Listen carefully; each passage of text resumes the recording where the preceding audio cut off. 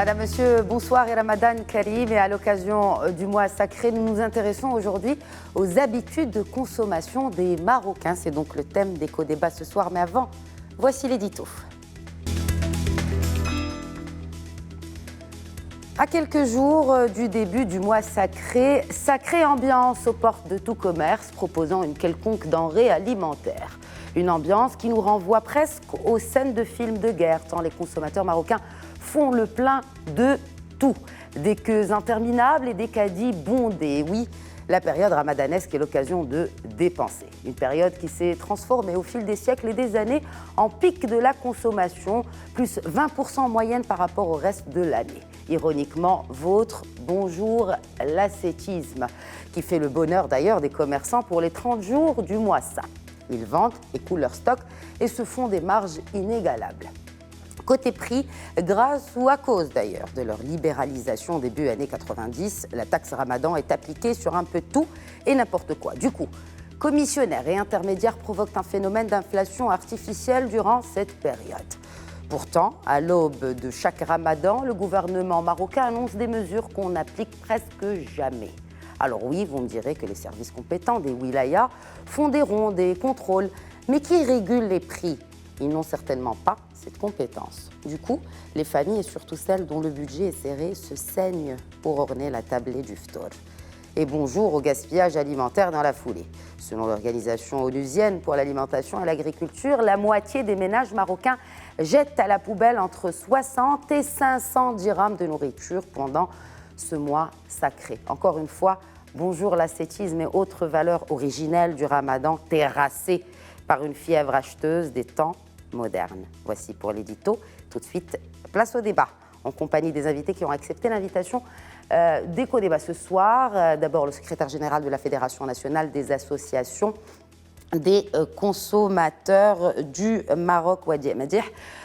Bonjour et Ramadan Moubarak. Bonjour, Ramadan Moubarak, alaikum alaikum. Alors, en face, j'ai le plaisir de recevoir Younes Sahibi, économiste. Bonjour, Monsieur Sahibi, et bienvenue sur le plateau d'éco-débat et Ramadan Moubarak à vous aussi. Merci pour l'invitation et Ramadan Moubarak. Et un confrère cette fois dans les affaires de la consommation, je nomme Nabil Taoufer, directeur de publication de consonews.ma. Bonjour Nabil, bienvenue. Merci Khadija. Ramadan Moubarak à vous aussi. À vous aussi. Alors, avant de parler des habitudes de consommation pendant le mois saint, historiquement, comment la consommation a-t-elle évolué au Maroc? Et je me tourne vers l'économiste qui est à ma droite, Younes Sahibi. Oui, la consommation au Maroc a évolué avec la société. Donc aujourd'hui, les circuits de distribution ont évolué. Donc la proximité des produits, il y a plus ou moins de proximité des produits. La population a aussi évolué. Avant, on avait presque 5 personnes en moyenne par ménage. Maintenant, on est dans les environs de 4-3. Donc, ce qui fait qu'on a moins de familles nombreuses. Donc, moins la consommation change avec cela. On a aussi... Est-ce que quand vous dites la consommation change, oui. C'est-à-dire malgré des ménages moins nombreux, est-ce que la consommation est sur une tendance haussière, malgré que les ménages ne sont plus aussi nombreux qu'avant?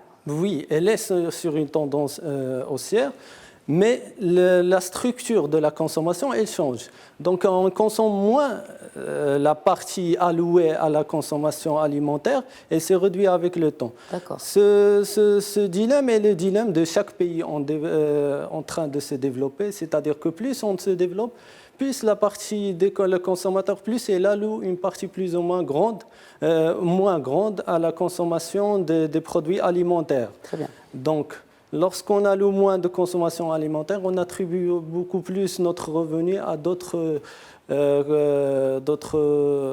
dépenses, notamment les dépenses en logement qui ont aussi évolué, ou bien les dépenses en santé ou en éducation. Et si on devait parler du panier de la ménagère, est-ce qu'il pèse plus lourd pendant ce mois sacré? C'est sûr, c'est un constat aujourd'hui.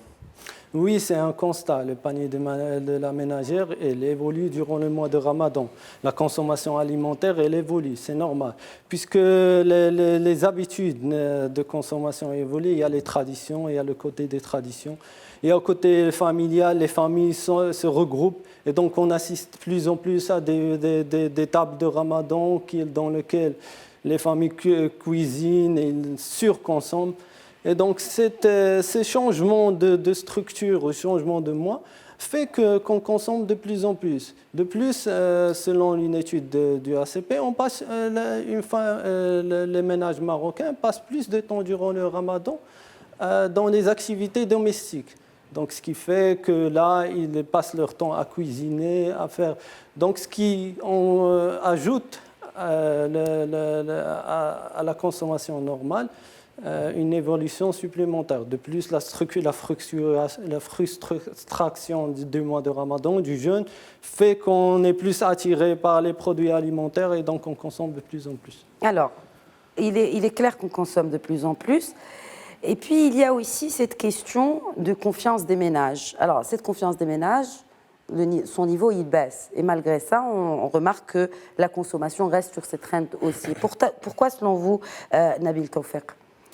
Je me réfère notamment, juste pour nos téléspectateurs, à cette étude du HCP qui a été publiée et qui relève quand même que l'indice de confiance, 32% des Marocains déclarent s'endetter ou puiser dans leur épargne parce qu'ils n'arrivent plus, tout simplement, à s'en sortir dans les dépenses mensuelles. Effectivement, en fait, il y a deux sujets. Il y a le pouvoir d'achat d'un côté, il y a la consommation au mois de Ramadan de l'autre. Le pouvoir d'achat, bien sûr qu'il est sur une tendance baissière, notamment pour ce qui est de la classe moyenne, qui est davantage sollicitée par la question de l'impôt et de la contribution au financement des dépenses de l'État. Néanmoins, même avec ce rétrécissement, il n'est pas question qu'on renonce à quelque chose qu'on considère de primordial, qui est le fait de manger et de bien manger. Alors, la nourriture ou la cuisine pour le Marocain moyen, ce n'est pas juste une question de satisfaire ses besoins basiques.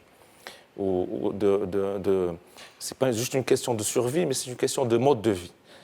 Bien manger relève même de l'identité du Marocain moyen, donc, tout comme la langue, par ailleurs. Le Ramadan, dans tout ça, représente un moment charnière particulier dans l'année pour exprimer cette marocanité, j'allais dire. Le fait qu'on soit le plus authentique dans l'année, c'est le Ramadan. Et aussi, donc, dans la même perspective, il y a bien sûr d'autres manifestations, comme la prière, comme le jeûne, comme l'habit traditionnel, mais il y a aussi la table du ftor. Donc, voilà.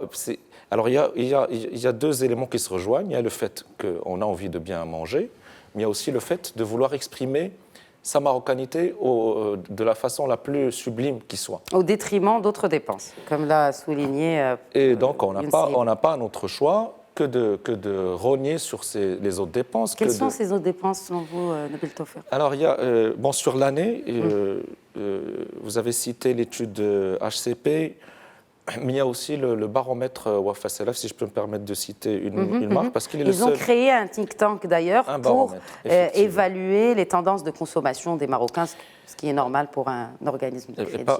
Parmi ils en ont fait plusieurs, mais il y en a un en particulier qui disait que effectivement, ça rejoignait exactement la même idée que les ménages. Alors eux, ils sont davantage dans l'urbain et dans la classe moyenne. Ces ménages-là renoncer de plus en plus à des dépenses comme le voyage, comme même le fait de s'équiper en électroménager pour satisfaire des choses plus basiques, à savoir la nourriture, l'enseignement, etc. Alors que consomme-t-on le plus Je me tourne vers le secrétaire général de la Fédération nationale des associations des consommateurs au Maroc, Wadi Amadir. Que consomme-t-on le plus? Bon, bien sûr, au-delà des produits alimentaires, qu'est-ce qui est le plus écoulé pendant cette période de Ramadan? Donc merci.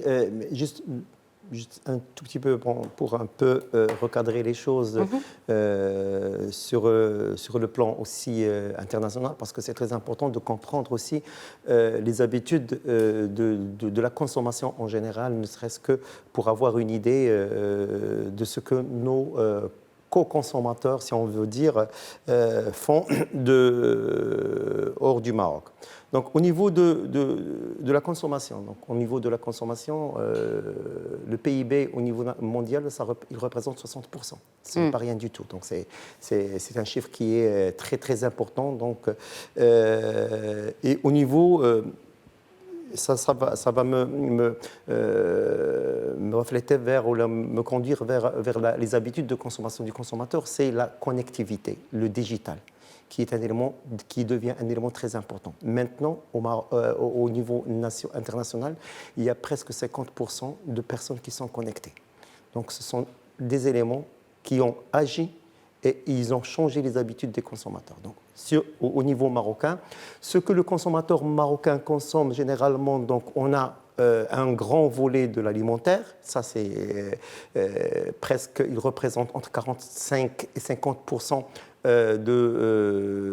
des dépenses des ménages. C'est quand même énorme, la moitié du budget va vers la nourriture. Vers la nourriture. Et notre indicateur, autant qu'association de consommateurs, ce sont les réclamations et les plaintes des consommateurs. Nous y viendrons. Nous recensons presque entre 45 et 50% de réclamations qui viennent uniquement pour la consommation donc, de l'alimentaire. Bien entendu, vient après le télécom, l'habitat et les finances. Très bien. Donc, ce sont les éléments qui sont très importants. C'est vrai que les habitudes des consommateurs ont très bien changé. Ils ont évolué depuis les années 60-70 jusqu'à aujourd'hui. Donc, on a une évolution de la consommation et bien entendu, on a aussi un changement des habitudes des consommateurs. Donc, le consommateur que nous connaissons jadis, ce n'est pas le consommateur d'aujourd'hui. Il y a effectivement certains éléments qu'ils ont pu interférer. Nous avons l'urbanisation qui est un élément très important dans la consommation aussi. Donc, tant qu'on va vers l'urbanisation, tant qu'on consomme plus. Donc, il y a aussi la culture, l'éducation. L'éducation aussi nous permet de consommer et savoir comment consommer et peut-être consommer plus. Et le plus important aussi que je venais de dire maintenant, c'est la digitalisation. Donc, c'est l'Internet qui devient de plus en plus proche de n'importe quel professionnel au consommateur. Donc, on se rappelle très bien, la Moul Hanout, on disait que Moul Hanout, c'était le commerce de proximité et le commerce le plus près. Maintenant, Moul Hanout ne peut plus concurrencer, en tout cas à une certaine limite, la vente de l'e-commerce. Je suis dans ma maison, j'ai mon smartphone ou mon ordinateur, je peux commander à l'aise sans bouger. Donc ça, c'est quand même un élément de consommation qui va devoir et qui est appelé à être évolué aussi au Maroc parce que nous avons certes un élément, enfin ce commerce électronique, il n'est pas encore très incarné, donc très mis en place. Il est embryonnaire carrément si on venait à se comparer à des pays de la région MENA voilà. Et notamment Moyen-Orient. Voilà. Donc, et là, on a encore un marché qui est appelé à être encore plus productif et plus évolutif dans ce sens. Et plus cadré. Oui. Bon, si vous voulez, on peut revenir sur l'encadrement, sur la réglementation. Il y a les dispositions réglementaires. Très bien. Nous allons y revenir certainement. Alors, je voudrais juste, peut-être, à chaque veille de Ramadan, on entend le gouvernement rassurer les populations, on a assez de lait, on a assez d'œufs. Et d'ailleurs, cette année, c'est le chef du gouvernement, M. Letmani, qui a lui-même, tenu à rassurer les Marocains sur la disponibilité d'un élément qui est consommé un peu plus pendant Ramadan que pendant le reste de l'année, les œufs. Alors, pourquoi chaque année on a ce phénomène du gouvernement qui rassure sur l'approvisionnement en ce genre de matière? Je pense que c'est quelque chose qui relève davantage du culturel, parce que il faut peut-être faire un peu d'anthropologie et d'histoire pour comprendre le comportement du consommateur marocain actuel. Donc on revient à ce comportement. Allez-y, dites-moi. En fait, après, on revient sur quand un chef du gouvernement quand même fait une déclaration comme ça pendant une conférence de presse. Ça relève davantage de l'inconscient parce que notre inconscient de consommateur, il a été façonné par une histoire qui a été majoritairement une histoire de famine. Il y a eu beaucoup de famines dans l'histoire du Maroc. On se rappelle les toutes dernières famines du XXe siècle, les années 40, etc., ce que les Marocains appellent Am el-Boun. Mais si on remonte même avant, c'était la règle. Le peu de nourriture, c'était la règle. Les gens, ils n'avaient pas beaucoup de nourriture de disponible. Si on prend par exemple les œufs, puisque vous en parlez, c'était quelque chose qu'on réservait aux occasions spéciales et aux hôtes de marque. Par exemple, il y a les confréries. C'était quelque chose qu'on offrait, par exemple, aux gens de marque et aux visiteurs de marque. Et la viande aussi, c'était quelque chose qui a une grande valeur. Jusque-là, on se demande toujours pourquoi le renmi, la viande du mouton, a cette cote-là auprès des Marocains pendant l'Eid el-Kbir. C'est parce que ça a toujours été quelque chose de très rarissime, vu les sécheresses et les famines. Mais on parlait, il y avait on pas est à 70, 80 ans plus tard, on est toujours dans ce... Non, on est à 300 ans, 500 ans plus tard. Alors, et c'est encore dans l'inconscient. Ça n'a pas changé. Donc le gouvernement a besoin de rassurer que les œufs ne manqueront pas dans les étals. Il s'adresse à cet inconscient-là parce qu'ils font de la communication. Donc ça relève de cet imaginaire. Pourquoi pendant le Ramadan? Parce que on se dit, c'est encore inconscient, on se dit que c'est là le mois où l'on risque d'être à court de ces matières-là. Parce qu'il y a la notion de jeûne. Très bien. Il y a la notion de jeûne. Peut-être une réaction, Younous Sahibi. Oui, parce que certainement, oui, il y a le côté comportemental et le côté culturel, mais il y a aussi le côté d'importation, c'est-à-dire que la majorité des produits, aujourd'hui, la consommation alimentaire est majoritairement alimentée par l'importation de certains produits. Donc, puisque le Maroc, il exporte les produits où il a le plus d'avantages comparatifs. Et donc, puisque la majorité des produits comme le blé, une grande partie de cette consommation, il est importé. Alors, on parle d'importation, on parle aussi de prix, messieurs. Qu'est-ce qui se passe avec les oignons cette année? Parce que chaque année, on a un produit qui se démarque par rapport aux autres, dont les prix doublent, triplent, quadruplent, voire multipliés même des fois par 10, si ce n'est pas la tomate. Cette année, c'est l'oignon. Qu'est-ce qui se passe?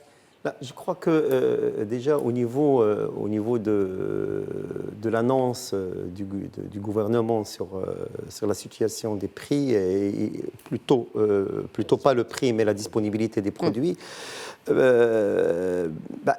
elle joue son rôle autant que gouvernement pour rassurer. Mais bon, maintenant, est-ce que cette assurance est vraiment à sa place ou pas? C'est ça la question qui se pose. Je crois que aussi, si on... Et selon vous, elle se pose ou pas? Je vais peut-être y revenir. Je dirais que les années passées, c'est vrai que en regardant en arrière, il y avait certaines années où certains produits manquaient pour la consommation au niveau de Ramadan. Donc il y avait un problème de lait, donc il y avait une rupture de lait, il y avait le problème des œufs. Donc c'était 2 ans passés. Et chaque année, ça nous ressort un des produits qui manque. Maintenant c'est l'oignon, c'est le tour de l'oignon. Donc, Alors, le problème, il réside où? Le problème réside à mon sens, dans la rigueur de l'État à appliquer les lois. Quelles lois? Toutes les lois qui sont. Nous avons un arsenal juridique au Maroc qui est très, très, très riche et qui protège pas le consommateur uniquement, mais il protège la nation, toute la nation. Je parle sur le plan théorique, c'est-à-dire sur ce qui existe sur les papiers. Je ne parle pas de ce qui existe effectivement sur le terrain. C'est parce qu'il y a une très grande différence entre ce qui est écrit sur le papier et ce qui est exercé sur le terrain. Et c'est parce qu'il y a cette responsabilité du gouvernement, la responsabilité de l'État et la responsabilité des services de contrôle qui nous font, nous, en tant que consommateurs, perdre confiance dans toute la structure et dans toute la politique gouvernementale, en tout cas en ce qui concerne la consommation. Parce qu'on sent, et le Marocain sent, qu'il n'est pas protégé. Il n'est pas protégé, pourquoi? Parce qu'ils ne sont pas que le professionnel, le commerçant qui est en face de lui, respecte toute la réglementation en vigueur. Parlons juste de prix. Les on est en fruits train... et légumes, c'est parmi les produits dont les prix flambent pendant cette période. Effectivement, pourquoi? C'est pourquoi? C'est parce qu'il y a plusieurs intervenants. Intermédiaires, absolument. Donc justement, est-ce que normalement on doit avoir tous ces intervenants comme ça sans qu'ils soient réglementés? Est-ce que c'est le rôle du consommateur ou du professionnel de réguler cette situation? Mais je crois que le consommateur ne peut pas. Donc le rôle de l'État, effectivement, est de réguler ce système. J'ai dans la loi que l'intervenant commercial doit être un intervenant qui répond à certains critères, notamment le registre de commerce, la patente et tout ça. Et combien vous avez d'intervenants dans le secteur de l'agriculture, depuis l'agriculteur jusqu'au consommateur? Mais il y en a énormément, beaucoup. Et en moyenne, est-ce qu'on a des chiffres, monsieur? Ne serait-ce qu'au niveau du marché de gros jusqu'au consommateur détaillant, final, peut-être, nous avons 4 à 5 intermédiaires. Et chaque intermédiaire va devoir au moins ajouter entre 5 et 10%. Mais qu'est-ce qui se passe pour l'oignon en particulier? Est-ce qu'on n'a pas assez de produits d'oignons au Maroc? C'est aussi le problème. Non, maintenant l'oignon a commencé à avoir des prix en baisse. Donc on commence à voir. Ce sont les professionnels qui profitent de la situation pour pouvoir justement trouver une petite niche là où on peut justement stocker et réserver ces produits jusqu'à un... Vous savez que les oranges, aujourd'hui, avant Ramadan, il était à 1,50 dirham. Oui. Aujourd'hui, l'orange, il est à 2,50 dirhams, 3 dirhams même. Parce que la demande est plus forte. Parce que la demande est plus forte. Il y a aussi, il ne faut pas nier que le rôle de l'État, il est primordial. Le professionnel, enfin certains d'entre eux, qui essayent de profiter de cette situation parce qu'ils connaissent très bien que le marché répond à l'offre et à la demande, donc ils en profitent pour pouvoir augmenter ses prix, et sachant très bien que le produit sera effectivement vendu et ne sera pas resté en stock, donc ils en profitent de cette situation. Mais il y a aussi le rôle du consommateur, il ne faut pas l'oublier. Le rôle du consommateur, il est aussi responsable de ce qu'il est en train de consommer. Et il est aussi responsable des flambées des prix. Parce que, effectivement, au mois de Ramadan, on sait très bien que pendant les 2 jours, 3 jours avant le mois de Ramadan, les familles commencent à acheter des produits. Mais d'une manière hystérique. Mais pourquoi? Pourquoi on va devoir acheter un produit que je vais consommer 30 jours après, je vais l'acheter aujourd'hui? Bon, c'est tout à fait normal. Mais pour faire peut-être des économies, en tout cas, c'est encore une fois culturel. Au contraire, non, c'est pas culturel, je suis désolé. Alors vous, en tant que justement, pour terminer cette première partie, en tant que fédération, est-ce que vous n'alertez pas l'opinion publique sur cela? Notre rôle, effectivement, c'est d'alerter l'opinion publique, d'alerter le gouvernement et effectivement de veiller à ce que le fournisseur puisse respecter la réglementation. Très bien. C'est notre rôle, on joue pleinement notre rôle de sensibilisation, ça on le fait à longueur d'année, le mois de Ramadan uniquement, mais pendant toute l'année. Très bien. Nabil Choufri, une réaction avant la fin de la première partie. Il y a quand même un élément qu'il faut rappeler que, par rapport au prix, c'est qu'au Maroc, les prix sont libres. Non, et bien sûr, c'est ce que je citais tout à l'heure, la libéralisation du prix fait que... qui relèvent du domaine du régime de la compensation. Mais tous les autres produits sont libres d'être... Ils sont fixés par le mécanisme du marché, de l'offre et la demande. Mais alors, qu'est-ce que la réglementation exige? Seulement, à ce niveau-là, c'est l'affichage des prix. Donc, quand on va dans les souks... Oui, et bien sûr, la qualité. Quand on va dans les souks... Il y a un barème? Non, mais l'affichage des prix, le prix que le commerçant estime qu'il doit pratiquer. Voilà, c'est cela. Mais c'est quoi la raison derrière? C'est que, a priori, ça devrait permettre un bon fonctionnement du mécanisme du marché à partir de l'idée que le consommateur va pouvoir faire une lecture de tous les prix, comparer et choisir celui qui lui convient le mieux. Et la rencontre de toutes ces contradictions permettrait d'arriver à un prix qui est considéré comme étant le prix le plus vrai. Et donc, en conséquence aussi, le prix le plus optimal pour le consommateur. Ça, c'est la théorie. Au niveau des intermédiaires, là encore, on considère que c'est le marché qui joue. C'est l'anarchie un peu. C'est une orientation de fond de l'État que de laisser faire le marché. Alors, solution. Il y a 3 au moins. Un bon éveil du consommateur, c'est-à-dire qu'il faut qu'il soit responsable de ce qu'il consomme, qu'il doit maîtriser peut-être un peu plus ses pulsions de consommateur, notamment pendant le ramadan. Deux, c'est le digital, qui permettrait peut-être de détruire carrément certains ponts, certains circuits. On le voit de plus en plus.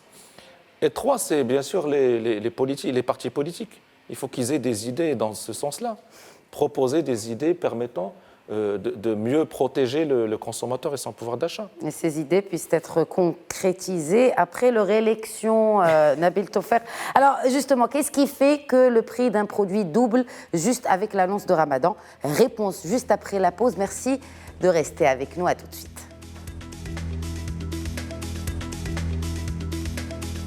Bonsoir à tous et bienvenue à ceux qui nous rejoignent. Aujourd'hui, Éco-Débat parle d'habitude de consommation des Marocains. Avant la pause, nous nous sommes posé cette question. Pourquoi un produit voit son prix doubler bien avec l'annonce de Ramadan? Réponse en compagnie donc de mes invités. Je commencerai avec l'économiste Younes Sehibi. Pourquoi, selon vous, on voit ce phénomène-là? Vous savez, la consommation, c'est un phénomène très complexe. C'est du domaine de l'étude comportementale. On sait que chaque petit choc, il peut avoir un effet sur la demande. C'est-à-dire même l'annonce du Ramadan peut avoir un effet sur la demande. Si on voit, par exemple, on revient vers la question des oignons, on peut savoir que durant l'Aïd Kbir, il y avait une hausse exponentielle des oignons. Donc le Ramadan, le consommateur se souvient encore de cette... D'où son comportement de garder les oignons en premier. Donc ça peut expliquer ce genre de comportement. Le comportement, comme je vous ai dit, du consommateur, il est un peu très complexe. Donc le décortiquer n'est pas facile. Et bien sûr, il y a aussi l'effet... Nous n'avons pas des centres pour décortiquer justement ce comportement. Il y a des études qui sont faites. On a recours à des centres et à des cabinets pour faire des études pour comprendre ce consommateur marocain. Est-ce qu'on les applique dans les stratégies justement gouvernementales comme on l'a cité avant en première partie d'émission? Bien sûr, les habitudes le comportement du consommateur est tenu en compte, mais il faut savoir que lorsqu'on réalise, par exemple, une politique de manière structurelle ou des évolutions, des prévisions, on n'intègre pas les composantes volatiles, comme la volatilité de la consommation, qui est très difficilement mesurable déjà. Très bien. Donc comment peut-on après faire des prévisions sur quelque chose qui est plus du domaine du comportemental que du domaine proprement économique? Mais on le remarque même, par exemple, les marketeurs, on le voit dans les médias, le budget qui est alloué, par exemple, au marketing, notamment médias digital et télé combinés, fait quasiment le chiffre de toute l'année. On le comprend finalement, ce phénomène comportemental. Pourquoi on ne l'applique pas? Pourquoi on ne fait pas? Pourquoi il n'y a pas de veille, par exemple, pour peut-être mieux, peut-être éviter même ces hausses de prix et ces flambées? Oui, on pourrait, bien sûr, il y a une solution à tout. On pourrait réaliser certaines études Mais le problème, c'est encore, on revient, par exemple, si on revient aux études que réalise l'ACP, c'est des études vraiment coûteuses. C'est ça. Ça coûte vraiment, pour un pays comme le Maroc, réaliser ce genre d'études est quand même quelque chose de très important. Allouer un budget aussi conséquent pour ce genre, il faut en fait voir les avantages et les inconvénients. Mais qui les utilise finalement, ces études? Après, voilà, les choix politiques, ça reste des choix. Et après, ce qui utilise les études, on a une convergence ou une divergence des études. Il y a des études qui sont plus ou moins sérieuses et des études qui sont plus ou moins sérieuses. Disons, par exemple, si on voudrait analyser le total du consommateur marocain, c'est quelque chose de difficile. Par exemple, la dernière enquête des dépenses et des ménages réalisée par l'ACP, c'est 15 000 ménages enquêtés. Sur une durée, donc ça dure à peu près 1 an. Donc c'est pour dire le budget qu'il est alloué à ce genre d'enquête et d'études. Très bien. Alors, par exemple, quand on voit, il y a un commerce qui chiffre beaucoup pendant Ramadan, et là, je fais référence aux boulangeries et pâtisseries. Est-ce que c'est normal, messieurs, Nabil Toffer sourit, alors, est-ce que c'est normal, justement, je m'adresse à vous, est-ce que c'est normal qu'un produit, admettons, un pain au chocolat, voit son prix augmenter pendant la période de Ramadan? Pourquoi? Et c'est une pratique. Ça doit être marginal, vraiment. je pense. Je pense que ça doit être marginal, je pense. Mais je pense que c'est ce type de commerce, puisqu'ils sont sur une relation durable sur l'année, c'est pas juste le Ramadan. Je pense qu'ils font quand même en sorte de garder des... Je peux vous assurer que c'est une enseigne qui dispose de plusieurs antennes dans plusieurs villes marocaines qui fait cela et qui a recours à cette pratique. Donc, un pain au chocolat qui coûte 6 dirhams pendant les mois de l'année, et pendant Ramadan, il coûte 12 dirhams. Alors, d'un point de vue théorique, restons sur la théorie... Déjà, admettons, il n'y a pas de hausse. Est-ce qu'il n'y a pas... donc, on applique les prix qu'on veut sur ce genre de produit. Bien sûr, non, mais on va répondre. Sur la théorie, rien ne les empêche de faire ce qu'ils font. Très bien. De deux... Nous sommes dans une économie libérale. Voilà. De deux, déjà, à 6 dirhams, ceux qui achètent ce pain au chocolat dans l'année à 6 dirhams, mériterait bien de le payer 15 dirhams le Ramadan. Vous êtes sérieux, là? Parce que c'est déjà trop cher à 6 dirhams un pain au chocolat. Non, mais... Bien sûr que je suis sérieux. Quand même. Donc c'est l'offre et la demande. Oui. Donc, ou bien cette demande, elle s'éduque suffisamment pour pouvoir avoir un pouvoir sur l'offreur, et donc l'amener à pratiquer des prix plus raisonnables, ou bien on est dans le je succombe à mes tentations, et là ça a un prix. Donc là, vous revenez à ce concept d'ascétisme, mais cette fois pas que pendant Ramadan, mais pendant toute l'année. C'est une philosophie de vie, Nabil Toffer. Alors, Wadi Madir, vous représentez justement cette fédération qui défend les droits des consommateurs marocains. Que faites-vous dans ce genre de situation et où ces pratiques-là, notamment dans ces enseignes Là, écoutez, normalement, et ça on le dit, on le redit tout le temps, question de prix, c'est une entente entre le consommateur et le fournisseur. Donc nous n'avons pas à intervenir sur une question de prix. Vous avez des plaintes par rapport à cela? Oui, par rapport au prix? Oui, bien sûr, on en a. Nous n'avons pas à intervenir parce que là, on est dans un marché libéral et le marché libéral est conditionné par l'offre et la demande. Alors, juste les prix réglementés et les produits subventionnés qui sont réglementés. Donc là, il faut être clair pour ne pas induire le consommateur en erreur et dire que l'État ou quelqu'un doit intervenir pour réguler le prix. Non, on ne peut pas plafonner, ça c'est sûr. Donc mais on ne peut pas avoir un référentiel. Alors, oui, on peut avoir un référentiel. Bon, ça sort aussi des cas des études. Avoir un référentiel pour que le consommateur puisse comparer et savoir ce qui se passe au niveau, ne serait-ce peut-être que dans son environnement ou périmètre de chalandise. C'est vrai qu'on doit avoir ce référentiel. Malheureusement, il y avait en 2011 un centre normalement qui devait s'occuper de ce référentiel, un observatoire et des études comparatives. Il n'a pas encore vu les jours. Pourquoi? Pas parce qu'il y a un problème entre le ministère du Commerce et de l'Industrie et les fédérations ou les associations qui représentent les consommateurs. Donc ça, et normalement, ce centre-là, il s'appelait le Centre marocain de la consommation. Ce centre-là doit, en principe, donner comme information le consommateur et le fournisseur aussi, toutes les études qu'il pourrait peut-être faire et les constats qu'il pourrait avoir. Maintenant, Nabil, tout à l'heure, a parlé justement de l'affichage de prix et des droits. Vous savez que le principe de la protection du consommateur, c'est le premier principe, c'est l'information. L'information, ça veut dire l'affichage au moins, l'affichage des prix, donner les informations du produit, donner les informations du service qu'on va avoir, donc toutes les caractéristiques techniques, les compositions et tout ça. Donc le premier élément, c'est l'information. Pourquoi l'information? Et quand on parle de l'information, c'est le prix, si on va parler de Ramadan. C'est l'affichage de prix. L'affichage de prix, ça va me permettre, moi, en tant que consommateur, de passer à un autre droit, qui est le droit du choix. moi, autant que consommateur, j'ai le droit de choisir. Donc, je ne suis pas obligé d'acheter un pain au chocolat à 12 dirhams. Je ne suis pas. Quelle est l'obligation qui me pousse à le faire? C'est vrai que le professionnel, la raison qui l'a poussé, c'est la demande du marché. Et automatiquement, lui, il se dit, bon, pourquoi moi je vais vendre un produit? Oui, je vais vendre un produit qui passe à 12 dirhams facilement et je vais le vendre à 6 dirhams et là, je vais perdre 100% du gain.